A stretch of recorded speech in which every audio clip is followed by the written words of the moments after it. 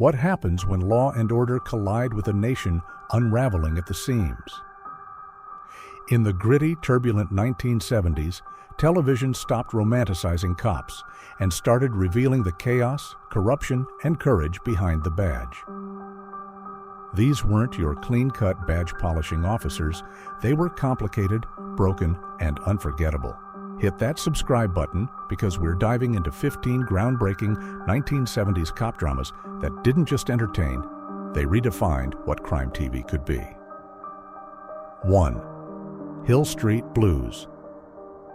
Before Hill Street Blues, cop shows followed a predictable beat: case, conflict, closure.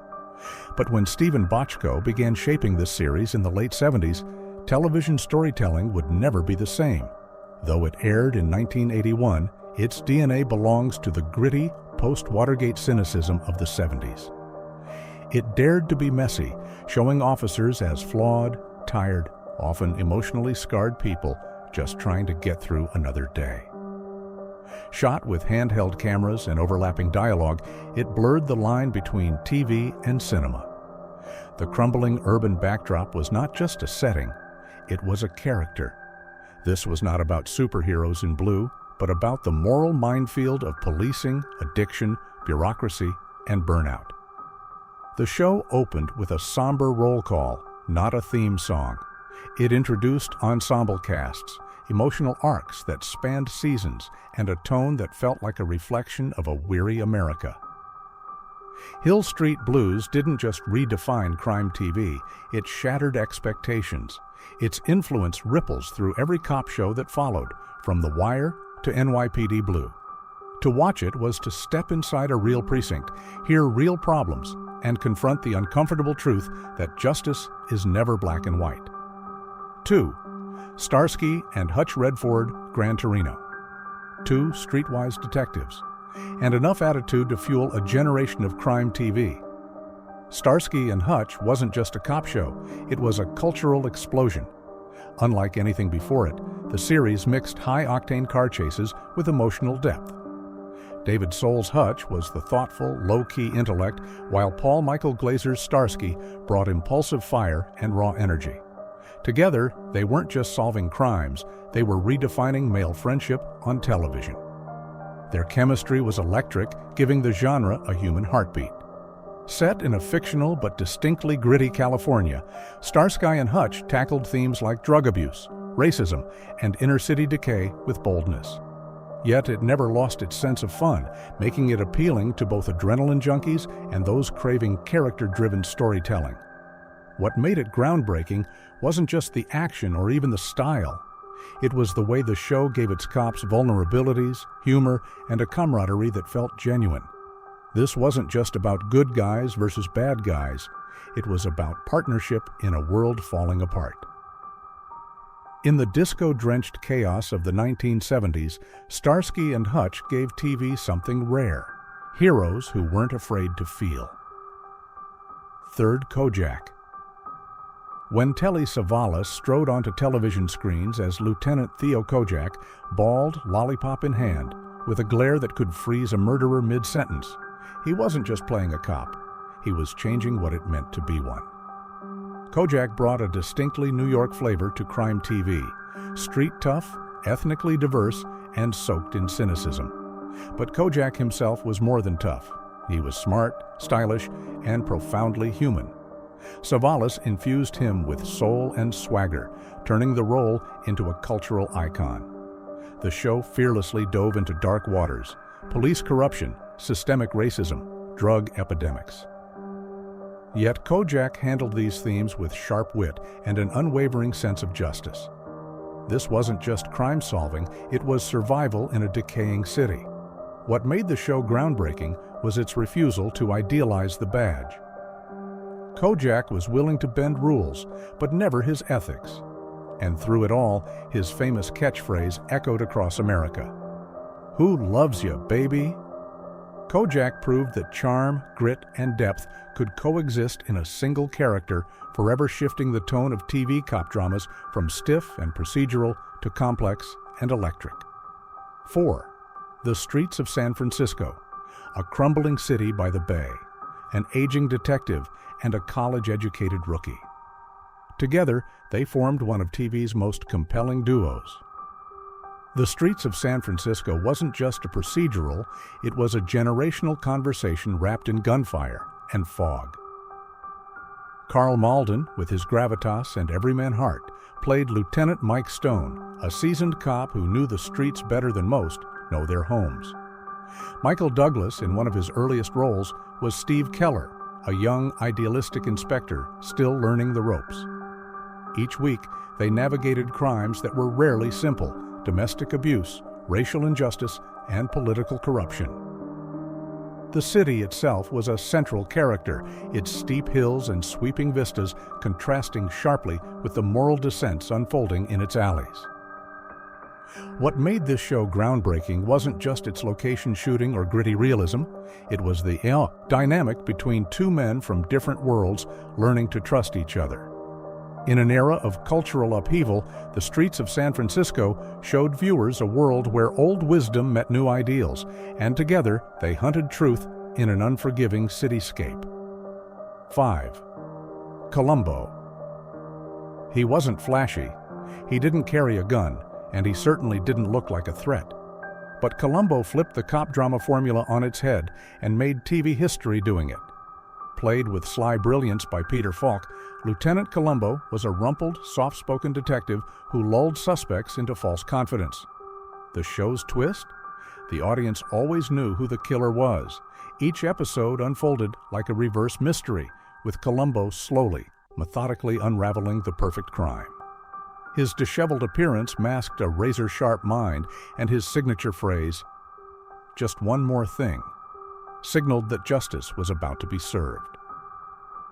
Columbbo made you fall in love with the slow burn. It wasn't about shootouts or chase scenes, it was about psychology, intellect, and the subtle dismantling of egos. The series redefined how crime stories could be told, focusing not on whodunit, but how they'd be caught. Columbbo wasn't a hero in a cape, he was a quiet storm. And in an era filled with loud, brash lawmen, he proved that the most dangerous weapon is often the mind. 6. Policewoman before Policewoman, female characters in cop dramas were often relegated to the sidelines, secretaries, victims, or love interests. Then came Angie Dickinson as Sergeant Pepper Anderson, and the game changed. Policewoman was the first network crime show with a female lead, and it wasn't just groundbreaking, it was explosive. Pepper wasn't just a token, she was undercover, unafraid, and unapologetically competent.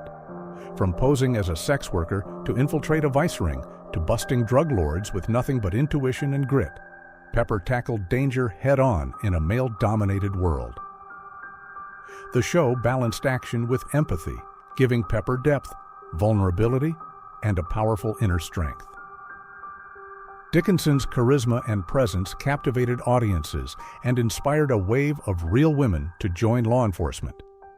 Yet the show also navigated controversy, pushing against the era's gender norms while battling network censorship. Policewoman wasn't perfect, but it was brave. In the heat of the feminist movement, it proved that a woman could be tough, smart, and front and center in the fight for justice. 7. Beretta. Don't do the crime if you can't do the time. That iconic phrase, sung over a haunting theme song by Sammy Davis Jr., captured the soul of Beretta. Played by Robert Blake, Detective Tony Beretta wasn't your average cop. He lived in a crummy motel, talked to a cockatoo named Fred, and often disguised himself to bust crooks. But underneath the eccentricity was a raw, street-level intensity. Beretta operated by his own code, a rebel in a badge, constantly walking the line between justice and vengeance. What set the show apart was its blend of urban realism and emotional depth. Beretta wasn't just chasing bad guys, he was haunted by them. The show dealt with addiction, poverty, and systemic rot with unflinching honesty.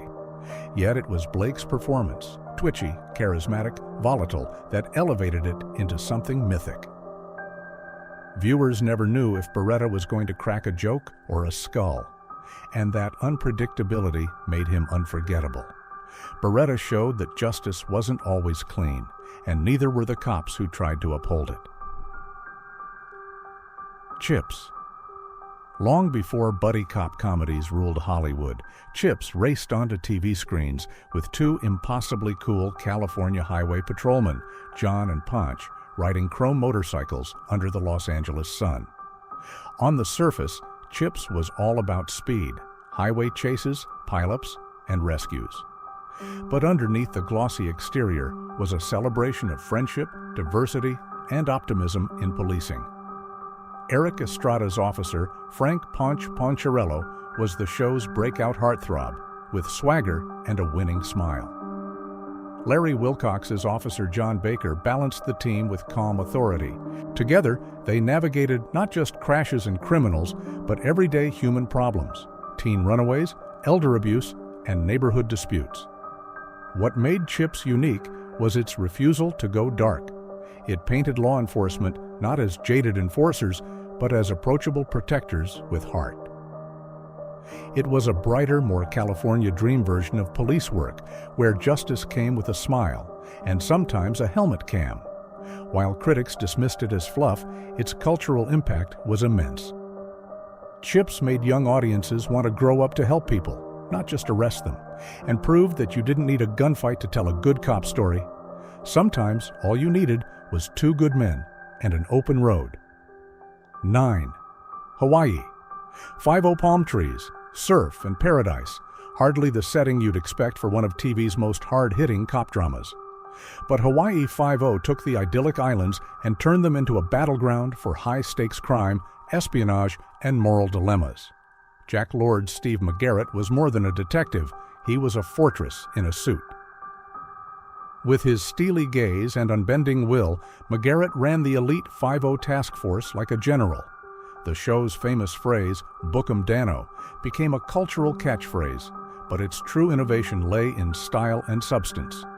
It tackled issues like terrorism, organized crime, and political unrest, all amid scenic beaches and volcanoes. It was also one of the first major shows to film entirely on location, lending it a cinematic quality few other TV dramas could match at the time. And the villains? Often sophisticated, manipulative, and drawn from Cold War fears. What made Hawaii 5 groundbreaking was its blend of exoticism with grit, sunshine noir, where beauty masked corruption. In McGarrett's world, even paradise had a dark underbelly. And he was willing to chase justice from Diamond Head to the deepest jungle, if that's what it took. The Rookies. What happens when you give a badge and a gun to a man who's still learning who he is? The Rookies asked that question and explored the fragile transformation of civilians into cops. Centered on three young men, Willie Gillis, Mike Danko, and Terry Webster, this show peeled back the layers of bravado to expose the uncertainty, fear, and moral gray areas faced by those fresh out of the police academy. It was the coming-of-age story of law enforcement, a rare concept in a genre that typically celebrated seasoned toughness. Each episode dealt with topical issues, race relations, protest movements, drugs, and inner-city struggles. And through the lens of youth, these issues hit harder. Michael Ontkean, Georg Stanford Brown, and Sam Melville brought vulnerability and passion to their roles, while Gerald S. O'Loughlin grounded the cast as their mentor.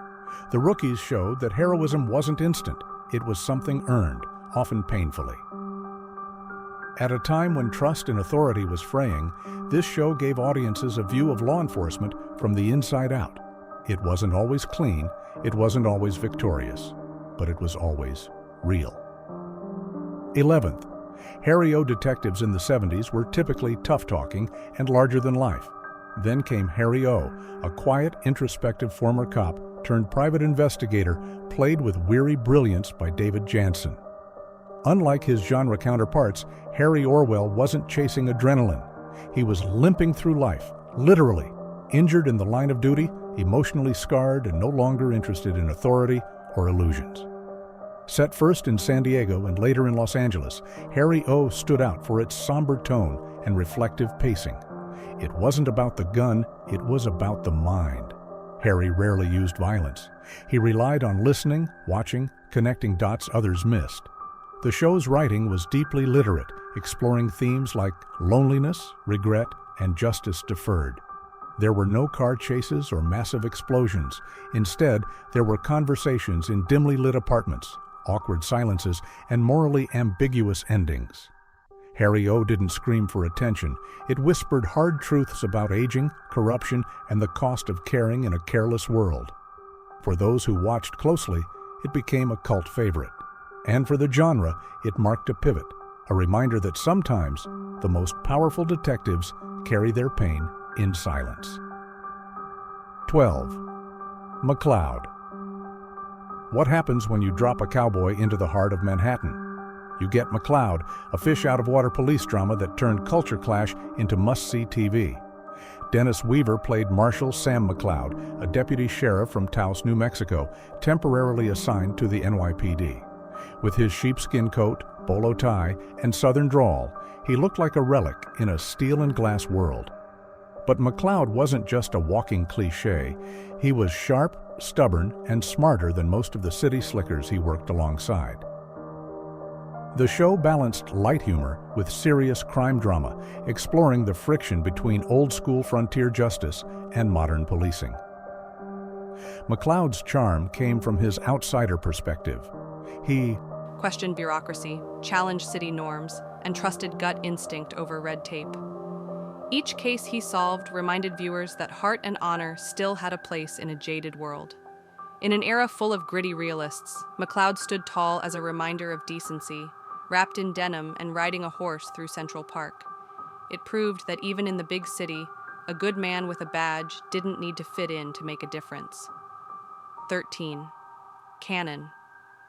He wasn't thin, he wasn't glamorous, and he sure didn't look like your average TV hero. But that's exactly why Canon broke the mold.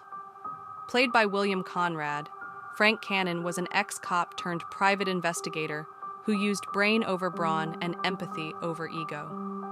In an industry obsessed with looks, Canon was refreshingly real, a middle-aged, overweight man who still managed to outwit, outrun, and outfight his younger foes. Each episode saw him tackling everything from mob hits to white-collar corruption, often with just a phone call, a well-timed punch, or a piercing question. What set Canon apart wasn't just its unconventional lead. It was the show's respect for intelligence. Canon was a thinker, and his cases unfolded like puzzles, not just action sequences. The series also explored deeper themes: grief, loneliness, justice, compromised. In a decade bursting with loud, flashy detectives, Canon offered a quieter kind of strength, the kind forged from experience and conviction. He didn't need a six-pack to be dangerous. He just needed a reason, and that made him one of the most unforgettable sleuths of his time. 14. Manx. Though it debuted in the late 60s, Manx bled into the heart of the 70s and shaped the DNA of future cop dramas. Mike Connors played Joe Manx, a tough-as-nails private eye who blended old-school fistfights with new-age dilemmas. What began as a high-tech detective agency show quickly evolved into a character-driven series centered on Manx himself, a war vet, a moralist, and a loner who took beatings almost as often as he gave them. The show pushed boundaries by hiring Gail Fisher as Peggy Fair, one of TV's first black female series regulars, who brought warmth, wisdom, and backbone to the gritty landscape. Manx didn't shy away from hot-button topics either. PTSD, racial injustice, and political corruption all found space alongside car chases and shootouts. But at its heart, the show was about perseverance. Manx was battered, bloodied, and betrayed, yet he never lost his moral compass. In a decade of cynicism and changing values, Manx reminded audiences that toughness wasn't just about fists. It was about staying true to yourself when the world wants you to fold. 15th, Delvecio. It lasted only a single season, but Delvecio left a mark deeper than many longer-running shows. In the role of LAPD detective Dominic Delvecio, Judd Hirsch brought a rare kind of vulnerability and intellect to crime TV. He wasn't a cowboy. He wasn't a rebel. He was a thoughtful, blue-collar man torn between his job, his immigrant father's expectations, and his dream of becoming a lawyer. Delvecchio focused less on high-speed pursuits and more on psychological nuance. The crimes were often complex, fraught with moral ambiguity and emotional weight. But so was Delvecchio.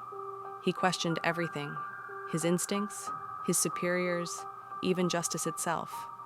The show's minimalist style, raw dialogue, and philosophical undertones gave it a noirish European flavor that felt ahead of its time. It didn't scream for attention, it whispered. And in those whispers were sharp observations about the toll the badge takes on the soul.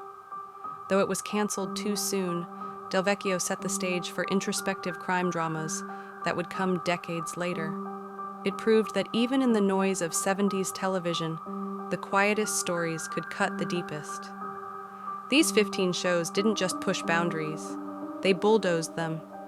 They gave us detectives who bled, questioned, and dared to be human in a world of fading trust. Their legacy echoes through every modern crime drama we watch today. Which one left the biggest mark on you? Let us know in the comments below.